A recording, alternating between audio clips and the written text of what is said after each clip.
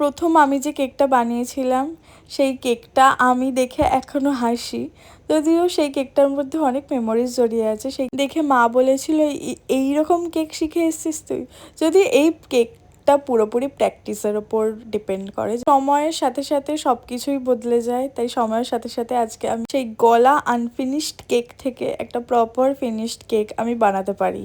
তোমরা যারা কেক শিখবে মনে করছো যে একেবারেই পেরে যাবে, একদমই না। তাদেরকেও সেই দিকটায় টাইম দিতে হবে, একটুখানি প্র্যাকটিস করতে হবে, তারপরেও তো তোমরা অবশ্যই এরকম কেক বানাতে পারবেই। আজকে অর্ডার ছিল 5টা ডিফারেন্ট কেক, যেটার মধ্যে 3টে ছিল বেন্টো কেক আর 2টো ছিল হাফ পাউন্ডার কেক।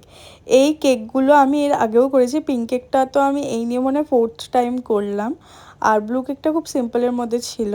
এই দুটো কেকই ছিল খুব আর্জেন্ট একটা অর্ডার। আর এই 3টে কেক যদিও আগের ছিল, 3টে কেকের টিউটোরিয়াল তোমাদেরকে আগের ভিডিওতে আমি দেখিয়েছিলাম।